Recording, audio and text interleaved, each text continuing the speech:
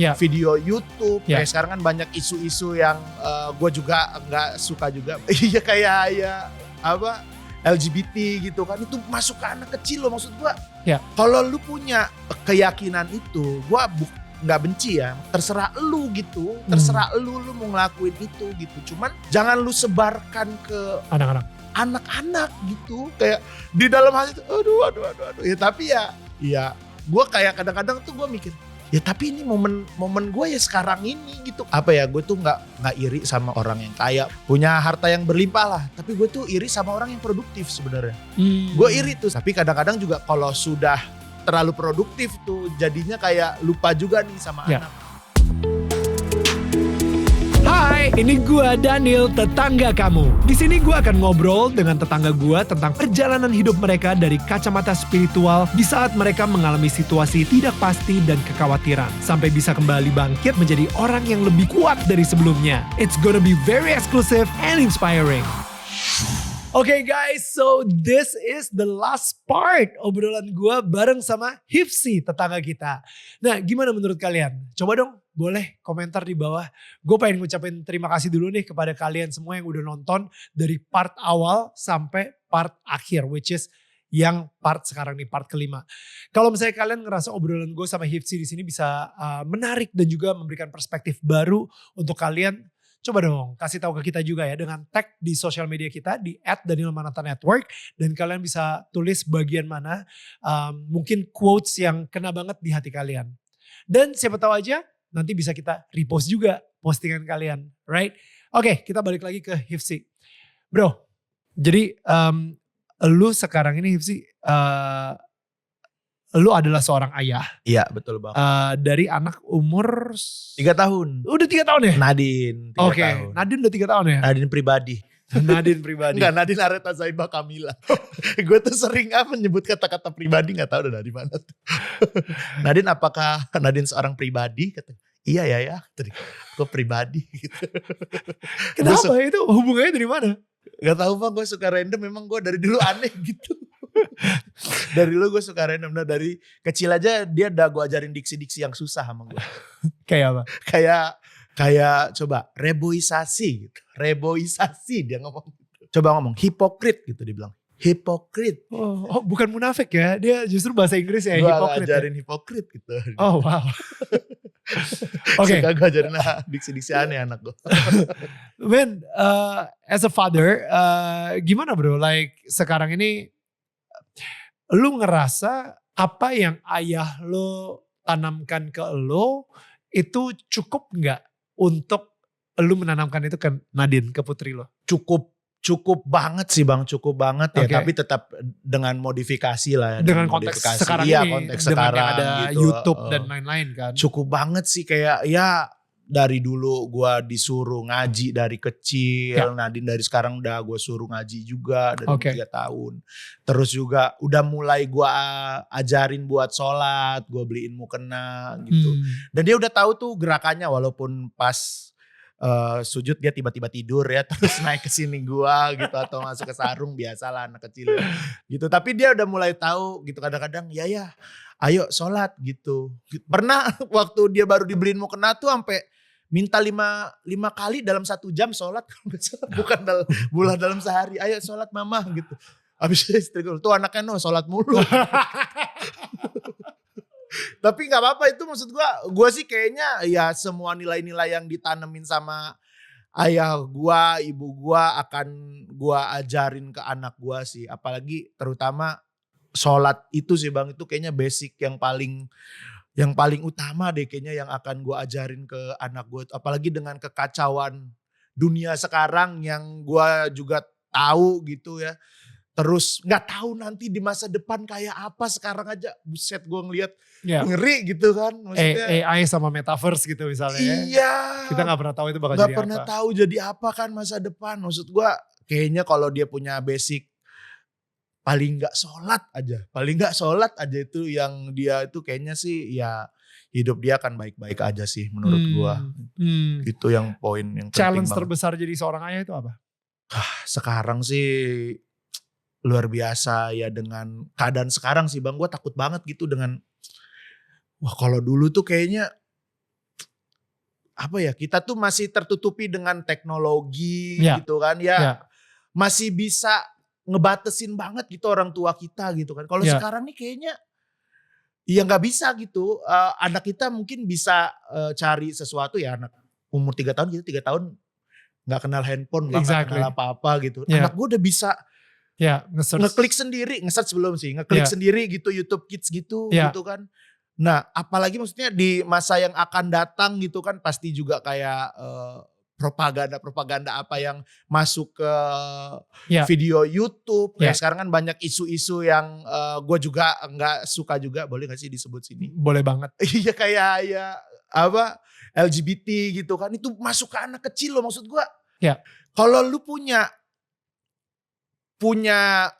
keyakinan itu, gue nggak benci ya, maksudnya ya nggak, terserah lu gitu, terserah lu mau ngelakuin itu gitu. Cuman jangan lu sebarkan ke anak-anak gitu. Anak-anak lu ini maksud gue.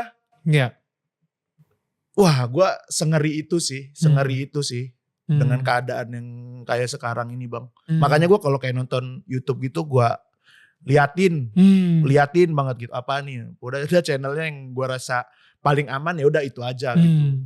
Ya. Emang sih itu ada agenda-agenda yang bikin anak kita mempunyai perspektif yang berbeda juga gitu kan. Jadi gue sendiri juga bilang kayak ternyata untuk jadi penjajah itu sekarang ini nggak perlu ada fisiknya lagi di sini. Lu ngejajah value-value lo dengan secara digital, di TikTok, di Instagram. Dan maksud gue gila yang sekarang ini kayak di FYP gitu ya, muncul banyak juga kok yang apa dengan gender fluiditasnya itu gitu mas ya, yang muncul dan kayak ini siapa nih, karena dia banyak yang like, karena banyak komentar, banyak engagementnya gitu. Jadi emang sebenarnya tugas kita sih sebagai ayah untuk melindungi anak kita, dan bagaimana cara kita melindunginya ya dengan kita hadir di dalam hidupnya mereka, dan kita sendiri juga mengajarkan fondasi-fondasi supaya ketika kita lagi nggak ada, dia sendiri udah bisa wait, ini nih nggak bener nih, ini dia berusaha masukin sesuatu nih di otak gue nih, oke, skip gitu. Minimal kayak gitu sih. Ya, being a father, untuk jadi ayah di zaman modern nih gak semudah itu. Wah parah banget sih, sulit banget sih. Itu tadi ketakutan terbesar gue, yang itu tadi sih bang, itu salah satu yang terbesar sih. Ya challenge-nya itu tadi tuh, makanya kayak dari sekarang pun bener banget tuh yang kayak lu bilang tuh bang, kayak kehadiran ayah tuh penting banget sih di hidup seorang anak gitu. Karena ayah itu yang akan memberikan value, nilai kepada putra dan putrinya gitu ya. Jadi maksudnya kayak ayah ini, putri, kemarin siapa yang bilang sama gue ya, kayaknya kalau misalnya anak perempuan, kita selalu memberikan hug, kita kayak memberikan pelukan gitu ya ke putri. Putri kita itu dia tahu kalau misalnya dia itu disayang sama ayahnya, sehingga dia nggak akan nyari rasa sayang itu di luar. Benar gitu. Jadi kita yang menentukan value kepada anak kita, dan cara kita sebagai ayah, sebagai seorang suami memperlakukan istri kita, itu yang akan dicontoh sama anak-anak kita juga nanti gitu. Nah jadi apakah si putri kita ini nanti ketika dia menikah, dia akan mencari suami seperti most probably seperti ayahnya, dan dia akan diperlakukan most probably seperti ayahnya memperlakukan ibunya. Jadi kalau misalnya ayahnya memperlakukan ibunya dengan bentak-bentak, jadi dia sendiri ngerasa emang udah sah-sah aja kok gue dibentak-bentak sama suami gue. You know, it's kayak emang makin sangat dibutuhkan sosok ayah di dalam sebuah keluarga sih. Iya sih, benar banget sih bang. Dan ya itu sih maksudnya, dengan kerjaan gue yang kayak gini gitu kan, maksudnya yang lebih sering di luar gitu kan, lebih sering banyak kegiatan gitu, kayak gue tuh kayak selalu nyempetin deh kayak seminggu tuh benar-benar sehari tuh buat main gitu sama sama anak gue gitu ya, entah itu main di playground gitu. Ya udah gitu, gue selalu nyempetin itu. That's gitu. So kayak sepulang ke rumah pun gue dalam kondisi capek apapun gitu, ya walaupun kadang kesel juga sih kalau hati kecil gitu. Capek soalnya. banget iya. Mana anak gue suka main diulang-ulang kan. Tapi ya udahlah mainlah gitu. Iya gitu ya ada capeknya ya. Datu maksudnya itu udah lumrah lah maksudnya. Pasti Dan ngantuk orang ya. ngantuk bener. Iya. Dia lagi main boneka gitu gue sering banget ketiduran gitu. Iya gitu kayak di dalam hati tuh aduh. Ya tapi ya gue kayak kadang-kadang tuh gue mikir ya tapi ini momen gue ya sekarang ini gitu. Karena nanti dia gede. Nanti dia punya temen. Ya kadang-kadang ya waktunya akan berkurang gitu sama kita. Ya kayak gue sekarang ya sama ayah gue tuh ya paling nelpon sebulan ya paling berapa kali sih. Maksudnya bisa dihitung lah gitu ya. Nanti anak gue juga ya pasti dia punya kehidupan dia. Maksudnya nih, waktu kecil inilah ya momen-momen gue sama dia gitu. Iya. Men, tapi gila ini isu yang menurut gue sangat penting banget sih karena ternyata kemarin tuh gue juga sempat angkat juga lu kalau misalnya ngecek gitu ya Indonesia fatherless country itu ternyata kita nomor 3 men di dunia. Jadi ayahnya masih hidup tapi tidak hadir dalam kehidupan anaknya. Jadi banyak banget anak-anak yang tumbuh tanpa sosok ayah, tanpa figur ayah, sehingga dan ini kan sifatnya generational gitu, sehingga akhirnya ketika si anaknya ini atau yang khususnya yang perempuan gitu ya, ketika dia udah tumbuh jadi seorang istri, kayaknya emang udah biasa aja kalau ditinggal sama suami keluar kota, gak pulang-pulang gitu dan lain-lain, dan bahkan suaminya udah nikah siri sama keluarga lain. Keluarga lain itu udah biasa aja. Jadi kayak ya karena fatherless gitu lah, dan it's alarming gitu. Ini sebuah isu yang menurut gue bikin gue sedih banget actually. Kalau ini terjadi, makanya I think sosok ayah ini ya mudah-mudahan bisa menjadi sebuah keresahan juga di stand up lo. Iya benar bang. Itu akan jadi keresahan besar juga sih itu di stand up gue. Karena gue juga dulu ini secara kasih sayang ayah gue sih sayang banget ke gue gitu. Cuman mungkin intensitas waktunya itu karena ayah gue kan kerjanya di luar kota tuh. Jadi ayah gue tuh kerja Senin, pulang ke rumah itu hari Kamis bang. Jadi kita beda kabupaten gitu. Jadi gue kayak ngerasa dulu waktu gue sama ayah gue itu dikit banget gitu. Jadi kayak sekarang tuh gue ya walaupun gue juga kayak ya dengan kesibukan ini gue kayak selalu nyempetin banget, kayak pagi tuh paling gak sebelum berangkat tuh main lah, kalau dia udah bangun main dulu gitu, yang ngajak jalan-jalan naik motor gitu. Karena waktu jalan-jalan naik motor tuh dia bakal cerita banyak tuh aku ini. Iya Nadine, ya nah dari situ kita kayak bisa masukin value-value kita. Pokoknya nanti Nadine ini ya nak ya, ini anak ya gitu. Lihat sawah itu bapak itu. Kayak dia kerja kan tuh, makanya Nadine bersyukur gitu-gitu. Kayak ngelihat sungai yang kotor gitu kan tuh. Ih kotor dia bilang. Nah makanya Nadine jangan buang sampah sembarangan ya nak ya, dari situ. Ya walaupun sesimpel itu, walaupun seharian kayaknya kita kerja gitu di luar kayak gini gitu kan. Cuman ya kayaknya nyempetin buat sedikit main, sedikit ngobrol gitu. Jadi gue tuh kadang-kadang tuh gue kalau udah pulang ke rumah Nadine masih bangun gitu. Ayo main yuk, ngobrol yuk gitu. Ya, walaupun sini kesel juga sih gitu. Walaupun ya sini pengen kesel. Tidur langsung pengen gitu tidur kan. Gitu. Apalagi kalau pulangnya pagi jam 3 nih, anak udah bangun jam 6.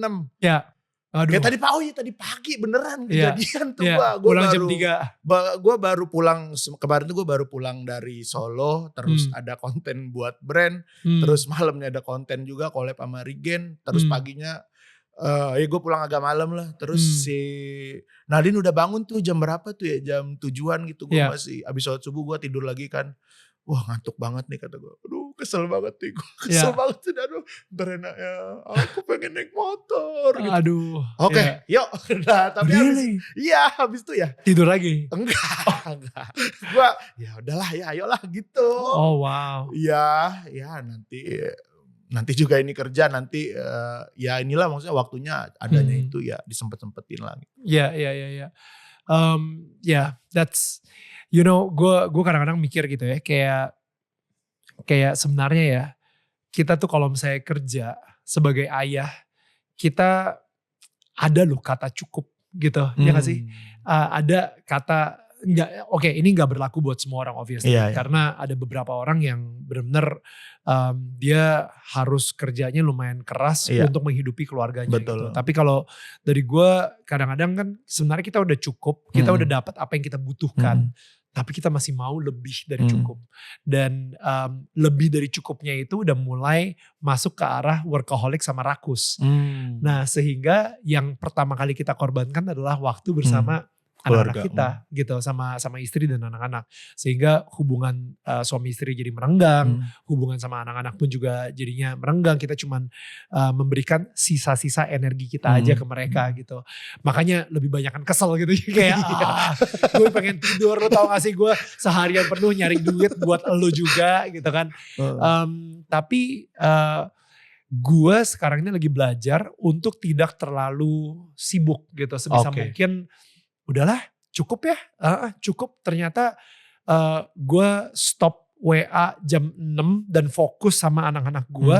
Bisa gue bales kok besok gitu WA-nya. Gue gak perlu bales saat itu juga. Ternyata bikin konten impactnya gak gede-gede banget kok. Kalau misalnya gue ngambil 1 hari break banget, full benar-benar fokus sama anak-anak gue gitu. Jadi kayak I think itu apalagi sebagai seorang ayah gitu, sebagai seorang laki-laki gitu ya, kayak kadang-kadang kan kita suka, wah gue pengen produktif. Kalau misalnya gue gak produktif, gue kelihatan males. Atau ketinggalan, atau mungkin kelihatan gak laku lagi gitu. Jadi gue harus produktif setiap saat gitu. Pikiran-pikiran seperti kan? itu ya. Harus ada IG story, pokoknya gue lagi kerja lah kayak gitu. Tapi pada akhirnya ternyata itu sebenarnya cuma insecurity kita aja. Dan sebenarnya kita hidup cukup aja itu bisa. Dan kita bisa memberikan bukan sisa-sisa energi lagi, tapi justru energi yang fresh banget buat anak-anak kita juga gitu. Dan itu yang mungkin ya itu ya, si intensitas itu gitu, intensity dari hubungan kita yang bisa kita kasih ke anak-anak kita banget gitu, dengan energi yang fresh itu sih. Jadi gue yang kebanyakan ngomong. Gak apa-apa bang, gue ini penting juga sih buat gue ya. Kadang-kadang ya gue lupa juga gitu kalau udah terlalu yang wah pengen produktif banget gitu. Karena gue tuh gue tuh nggak iri sama orang yang kaya, punya mobil, punya harta yang berlimpah lah. Tapi gue tuh iri sama orang yang produktif sebenarnya. Gue iri tuh sama kayak anak komik tuh Arif Brata gitu, sama ya produktif banget gitu. Nah, tapi kadang-kadang juga kalau sudah terlalu produktif tuh jadinya kayak lupa juga nih sama anak. Maksud gue ya itu tadi yang kayaknya bisa ngingetin gue gitu. Makanya ya kalau di gue sih, gue selalu sempetin di kalender gue itu gue selalu nulis libur gitu. Gue nulis libur sehari gitu. That's so good. Libur sehari gitu. Ya kalau ada waktu kosong lainnya juga ya udah nggak apa, gue liburin aja, emang gue ke mall lah, ngapain.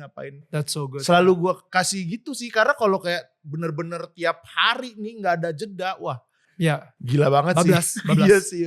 Dan maksud gue gini, dan lo harus ingat juga ya, ketika lo hidup cukup, itu kan kayaknya hidup berasa kayak ya udah cukup gitu. You know, lo nggak takut, wah benar-benar melarat banget, tapi juga ya sorry nih nggak bisa beli Lamborghini gitu. Iya sih, nggak pengen juga sih. Iya, well, ada beberapa orang yang hidup untuk itu gitu. Nah tapi ketika lu hidup cukup dan lu benar-benar kayak bergantung banget sama Tuhan, dan di situ men kayak mukjizat yang kayak lu dapetin gitu. Tiba-tiba dapat rumah tanpa usaha lu gitu, yang kayak wow. Dan itu benar-benar hidup berserah dan berpegang sama Tuhan sih. Betul. And I think that's a good statement to close. Biar after effect-nya bisa dirasain gitu ya sama tetangga kita yang lagi nonton gitu ya. Mudah-mudahan lu sendiri juga bisa menemukan kebahagiaan di kecukupan tersebut gitu. Dimana lu benar-benar bisa berserah dan berpegang sama Tuhan. Dan kalau misalnya lu ini gue seneng banget ngobrol sama Bang Daniel. Sama Hifzi kayak. Kalau yang lu bilang tadi itu sebenarnya kalau di Islam tuh ada istilahnya qanaah. Oke. Qanaah itu adalah ya merasa cukup dengan apa yang kita punya gitu. Usahanya boleh dilakuin gitu. Betul. Cuman qanaah ini yang bikin hidup kita jadi tenang. Karena usaha yang berlebihan itu kan datangnya dari insecurity. Iya gitu. betul. Dari kayak wah ini, dan lu selalu nge-compare diri lu sama stand up comedian yang lain. Betul. Lu gak pernah nge-compare hidup lu sama gue. You know, kok stand up comedian yang ini bisa lebih produktif ya? Kenapa dia dapat brand ini ya? Kenapa dia whatever gitu kan? Nah, jadi pada akhirnya usaha yang tadinya lu sebenarnya udah cukup segitu aja, jadi lu malah gue harus minimal selevel sama dia. Dan ya tadi gue bilang kayak yang dikorbankan pertama adalah keluarga, istri dan anak-anak, keluarga. Betul. Gitu. So qanaah itu artinya apa? Merasa cukup. Gue nggak tahu arti ininya ya harfiahnya, tapi yang gue pahamin ya itu yang ngerasa cukup dengan apa yang kita punya gitu ya, termasuk bersyukur. Gitu. Ya. I like that. Hifsi, thank you banget. Sama-sama Bang Daniel, makasih banget. Ya. Really.